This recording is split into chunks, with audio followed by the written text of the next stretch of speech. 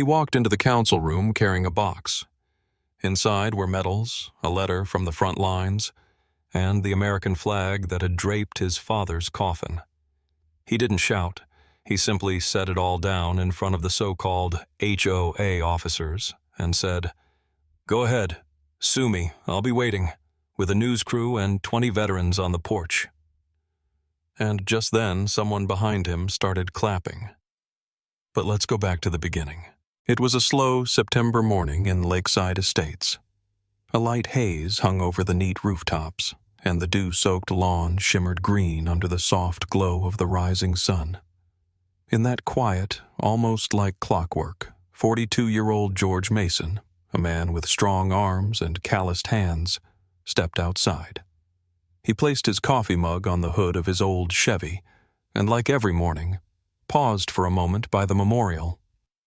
The bronze plaque read, "In honor of Captain Robert Mason, father, hero, Korean War veteran." This wasn't just a marker. It was a vow never to forget. The memorial had stood for exactly a year. A simple marble slab set into the ground, a wooden flagpole, and a clean bronze plate. George had leveled the soil himself. His mother, Helen Mason, had helped lacquer the pole, and his daughter, 12-year-old Lily, had drawn an American flag and sealed it in a plastic frame. It still hung there, faded but proud. Helen stepped out next, a small, frail woman with tired yet clear eyes. Her gray hair was tied in a bun, covered by a white kerchief. She held a thermos of hot tea. Lily, dressed in her school uniform, ran out onto the porch and crouched by the memorial, instinctively adjusting the grass around its base. Then, the screech of brakes. A weathered white van with a peeling Lakeside Community Compliance decal slowly pulled up to the curb. 2 men stepped out. The first, a stocky, balding man in his 50s, walked heavily, his face steeped in worn-out bitterness. His vest bore a cheap HOA field officer patch, almost comical. But his eyes were desperate to matter. He introduced himself.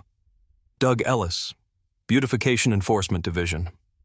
Beside him, a tall, slim guy in his early 30s, tablet in hand, radio on his hip. He smirked like an actor in a bad cop show. Later they'd learn his name, Kyle Douglas, a man who'd failed the bar exam 3 times. Doug glanced at the memorial and rasped, "You're in violation. No private lawn memorials allowed. You've got 48 hours to remove it." George took a step forward, jaw tightening. His voice was measured, not with fear, but with the fury he was restraining. "That's not just a plaque. That's my father. That's memory." Kyle let out a mocking sigh, eyes locked on his tablet, as if consulting protocol. Doug shrugged, pulled out his phone, and started filming. "Doesn't matter who he was.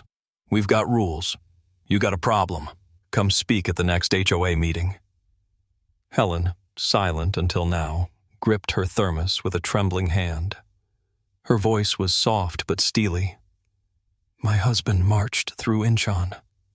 He saw boys barely 20 fall beside him. He stood under fire for people who didn't even know his name. He would never let men in costume tell him what order looks like."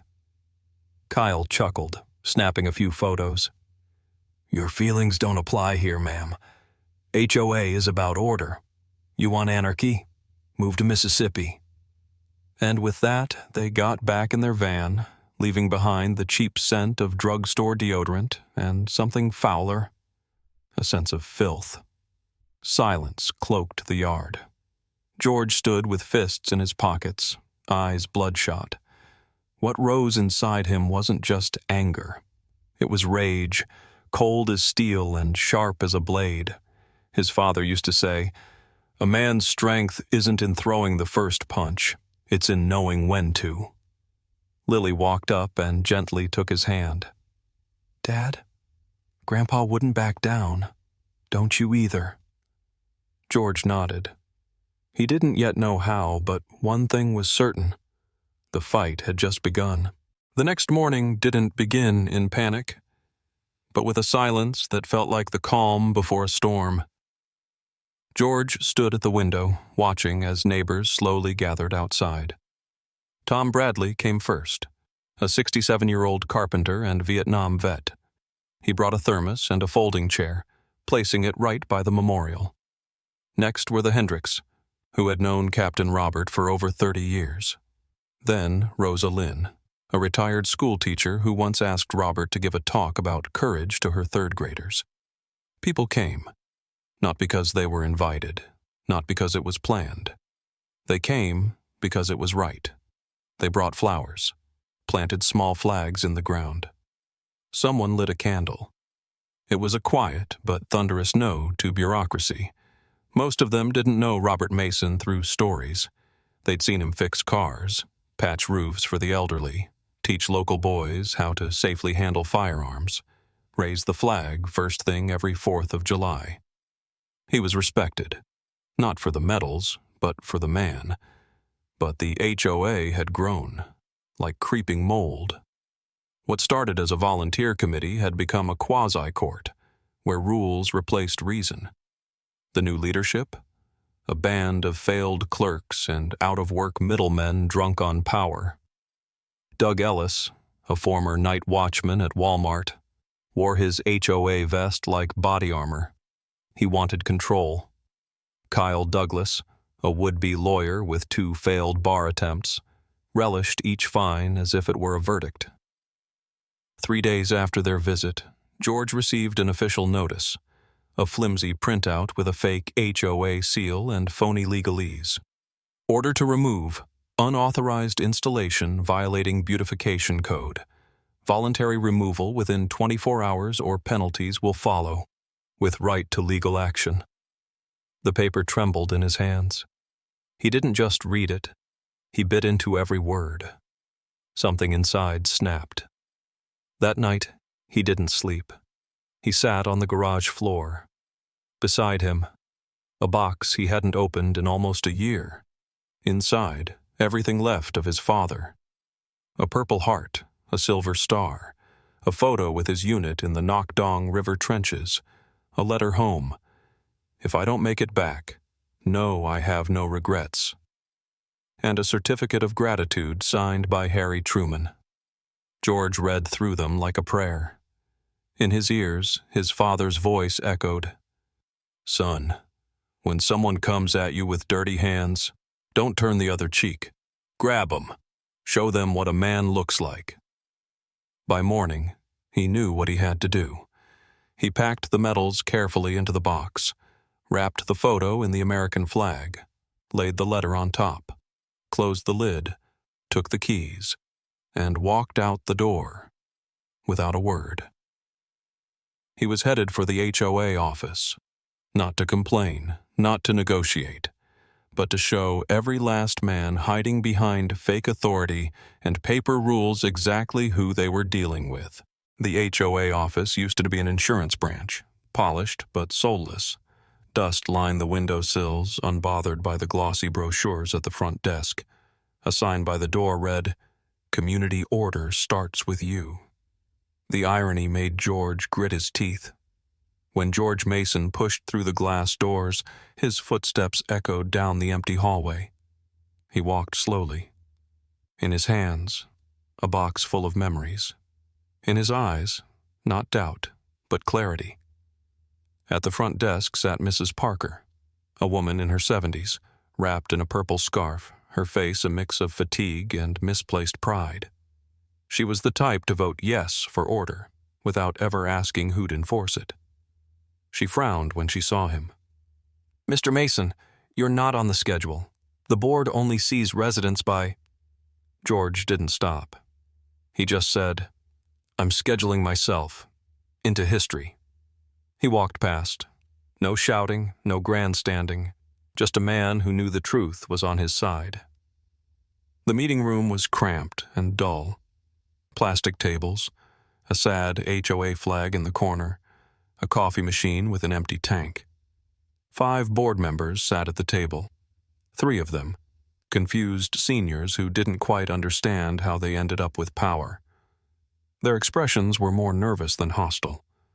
But the other two, Doug Ellis and Kyle Douglas, sat apart, confident like kids in costume. Doug's face was blank. Kyle smirked, fingers tapping his tablet rhythmically. George stepped up and placed the box on the table, opened the lid. These are my father's medals, a silver star, a purple heart, his photos from the front, letters he sent home, a certificate signed by the president. He pulled each item out one by one, slowly, without drama, just truth. And this, he said, lifting the folded flag, is all that was left of his body, of the man who died so you could sit here and shuffle paper. He paused, then looked straight at Doug. And now you, with your checklists and rule books, want to tear down what honors him? You, who never wore the uniform, never heard bullets snap past your head? You want to sue me? Fine. He stood tall, and now he was speaking not just to them, but for everyone who's ever felt wronged. Take me to court. I'll be there, with this box of memory, a news crew, and 20 veterans with names you wouldn't dare drag through the mud. You want to fight? You've got one. Silence. Kyle twitched a smile. You're being theatrical, Mr. Mason. We're just...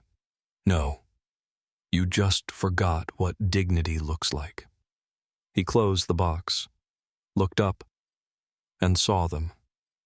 Neighbors, the same ones from the lawn, now standing at the doorway. They didn't flinch.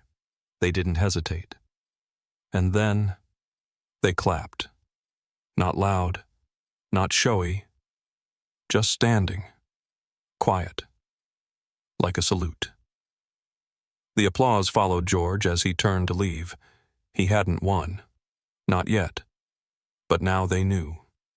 The war had begun. On the fourth morning, just after sunrise, the first vehicles started arriving in front of the Mason home. First, a pickup with folding chairs, flags, and signs. Then, a minivan with a Vietnam Veterans for Justice decal. Next, a gray Dodge with plates that read USMC 68. Soon, the entire street became a living corridor of honor. The veterans had arrived. From other neighborhoods, from nearby towns, some in uniform, some in wheelchairs, one on crutches, Semper Fi tattooed on his arm. All held flags, wore badges on their chests, or carried photos of fallen brothers around their necks. They didn't bring weapons. They brought memory and purpose. Signs lined the lawn. Don't touch our dead. Honor is not negotiable. This is America. We remember.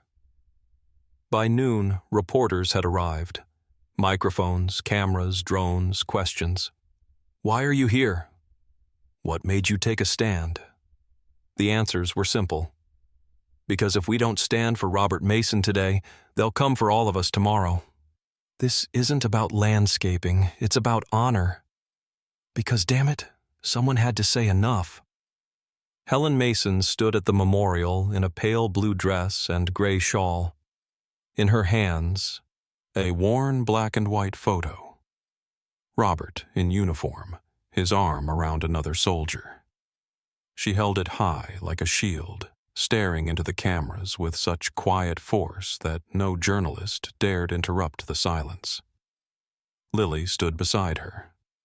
The girl's hands trembled as she unfolded an old envelope, yellowed paper, folded edges, and then she read, If you're reading this, it means I didn't make it back.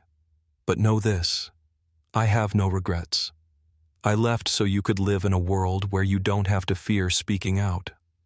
Where honor isn't a word, but a choice. Where a man stands for his own. I love you. Robert. People didn't hide their tears. Even the camera lenses wobbled. The next day, the State Veterans Affairs Board issued an official statement. We consider the actions of the HOA a disgrace to the memory of American servicemen. This is more than a local dispute. It's a moral line. Over 800 complaints flooded the HOA's website. A petition to protect the memorial hit 50,000 signatures. On change.org, Hatter honor matters trended nationally. 1 week later, the governor signed an executive order. Veteran memorials on private property shall not be removed without the family's consent. Memory is not subject to HOA policy. Doug Ellis resigned. Official reason? Personal matters. Reality, he was forced out. In shame. Kyle Douglas vanished from social media. His phone number was disconnected. Rumor had it he was moving out of state. And the memorial? It stayed. Only now, next to the original plaque, a second one stood, forged in metal, engraved with words. Here rests not only a hero, but the memory that in America, bullies can still be put in their place. Final note. That evening, George sat on the porch. Beside him, Helen, Lily, and the old dog his father had rescued years ago. The sun dipped behind the hills, the flag whispered in the breeze, and in that silence, George realized, they hadn't just protected a memorial. They'd remembered who they were.